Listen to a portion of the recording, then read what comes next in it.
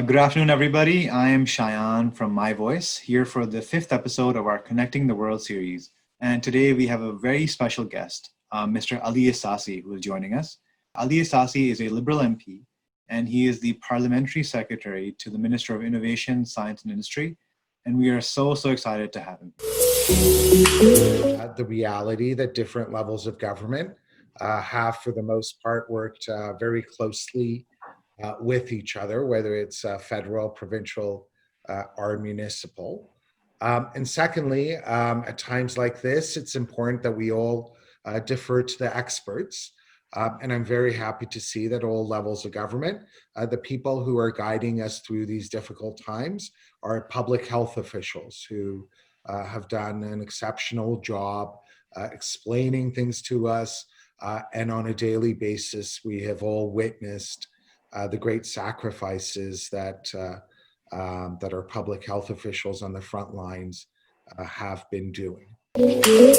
Is to be accessible to my constituents. And I'm from the riding of Willowdale, which is in northern Toronto.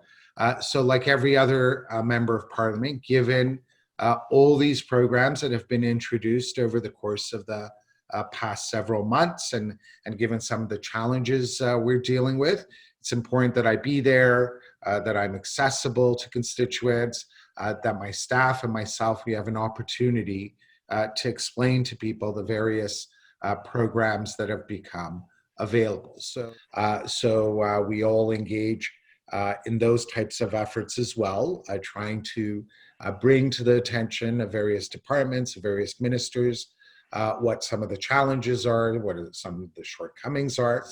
I'm Parliamentary Secretary to Minister Navdeep Bains, who is the Minister of Innovation. And he has been doing a terrific job over the course of the past couple of months, along with the Prime Minister, mobilizing industry so that we can make sure as a country that we have all the necessary goods to make sure that Canadians are safe.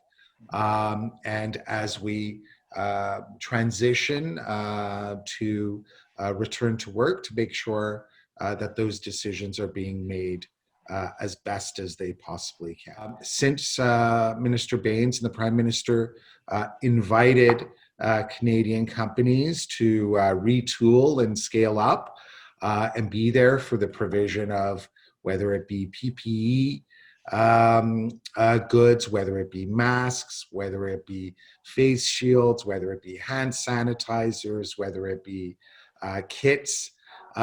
We have seen no less than 6,000 Canadian companies actually reach out to us.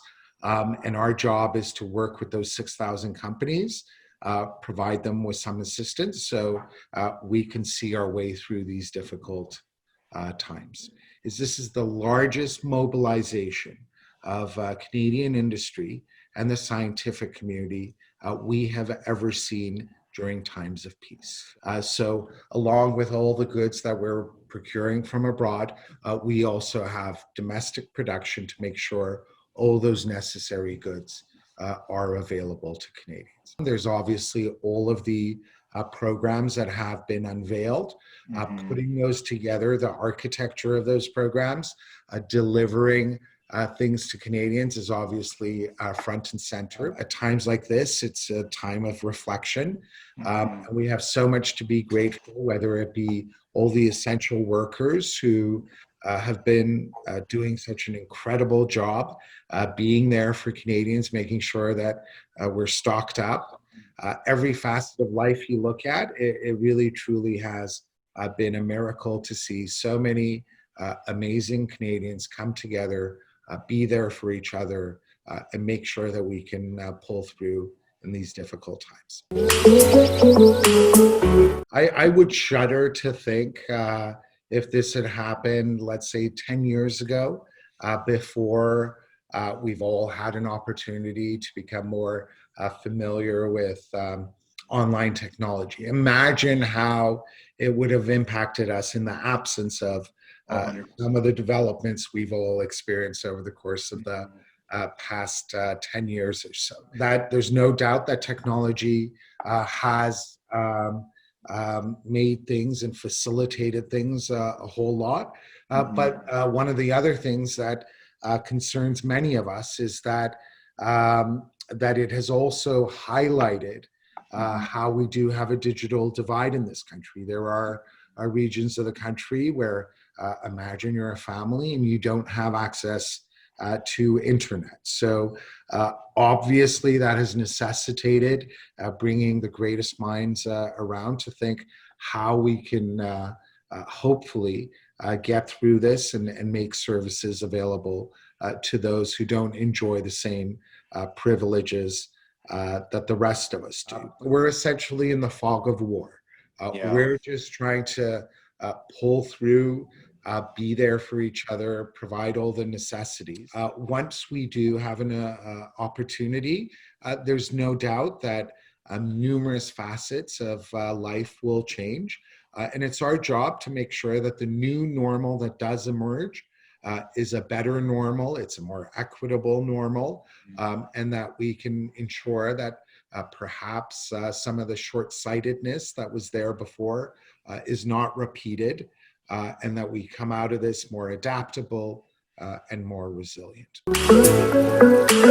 As you can imagine, 5G or any other development is something that our public officials and our scientists look at very closely. I, for one, have never ever seen anything that suggests that 5G is a threat.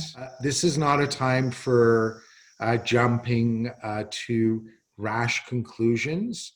I know it's been difficult on many of us, on many segments of our society, but let's not come out of this with a populist approach to things where we go for easy solutions that are really not borne out by the science. It's really important that we be rational during such a difficult time such as this. The paper that is often cited for suggesting that 5G is not safe, that has been peer reviewed by numerous scientists, and the overwhelming consensus is that particular scientific paper is alarmist. It's not based on the best science, and it has been cherry picking various things to suggest that we have to be very much concerned. But I think in all fairness, that we should steer clear of people who come up with easy solutions to everything. One of the lessons to take away from that is we all have to recognize our own shortcomings. For example, at a time like this when we're going through the pandemic, it's really important for me to constantly remind myself that I'm not the least bit of an expert. I am a lay person. I'm not a scientist. And that I am supposed to look at our scientists and have faith in what they say. This pandemic will very much realign many things in our country. There's no doubt about that.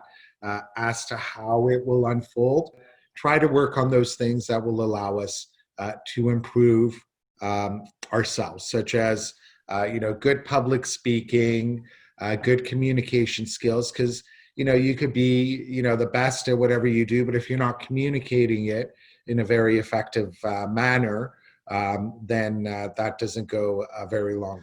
We also, each one of us individually, have to look at what it is that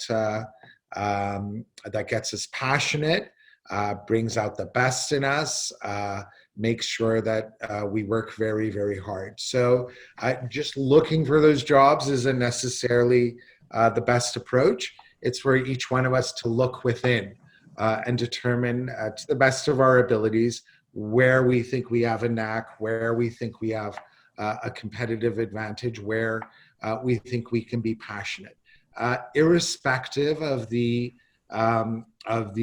jobs or occupations we go into, if we don't have that passion to drive ourselves to be the very best that we can be, we're not going to succeed. We're not going to excel in the manner that we are. Let's not take a formulaic approach to what we would like to do in 10, 15 years. Let's just really try to take our time to reflect on the things that will make us happy, the things that will keep us going. We live in a hyper-competitive world, so it's very important that we engage in jobs and in professions and occupations which really fire our imaginations and make sure that we're the very best we can be.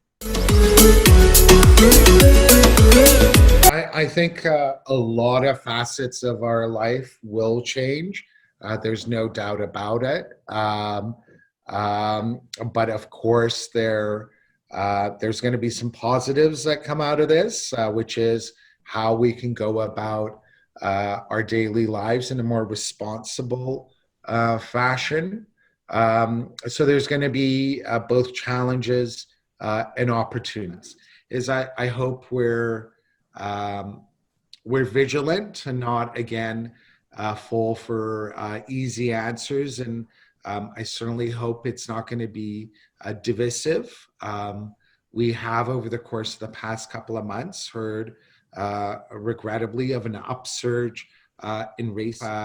That we're better than that as Canadians, that we resist that with everything we have. We have to recognize that certain problems are common to humanity. Pandemic is a very, very good example of that. Climate change is another.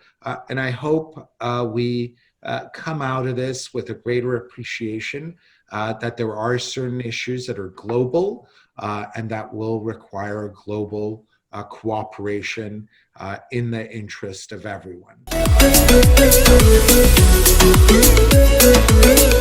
One of the things that we can all appreciate is that the only inevitable thing that we all have to respond to is change. The impact that technology will be different in different sectors of the economy, that we're going to see a lot more reliance on technology for health outputs, for telehealth.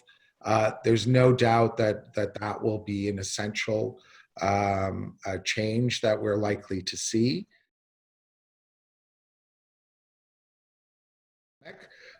There was perhaps a bit too much of an emphasis on the bottom line. Where can we source things most cheaply? Thinking that it's just as important that it not just only be about efficiency of their companies and businesses, but how they can be more resilient to withstand changes that are likely to come their way. And perhaps it's going to have a huge impact on sourcing as well. Thinking, where chances are that I'm going to have a bit more free time, so maybe I should focus on languages. I can assure you that has not been the case, despite what I set out to do. If you're disciplined and you can make the most of it, to do those things that would never present themselves as a viable opportunity again, then by all means go for it. But also, I think it's incumbent upon each one of us to recognize that these are difficult times. It's difficult on every member of the family, on every member of the community, but to be there for them. If we can make sure that we can be the best that we can for other members of our family and members of the community, that would certainly go a very, very long way. It would be a very meaningful thing to engage in, and to be there for others. There are going to be numerous adjustments that will happen with the advent of AI. As you rightly said, data is very, very important. A lot of people are likening data to the new oil, but also making sure that our regulatory frameworks keep up as well. Privacy is something that we're rightfully supposed to be very much concerned about. I know Minister Bains has always made it known that that privacy is one of those things that Canadians take very seriously, and we're going to set up the highest thresholds and the highest standards in the world to make sure that our data is not compromised, our privacy isn't compromised. So as with any other facet of life, there's going to be a lot of change, but let's hope we're ready for it and we do it wisely and not rashly. Thanks everybody for watching our latest episode and for being a part of the My Voice Connecting the World series. Please join us every Sunday, 12 p.m. EST to be a part of our next episode. You can follow us on all our social media at My Voice Canada and visit myvoicecanada.com for more information.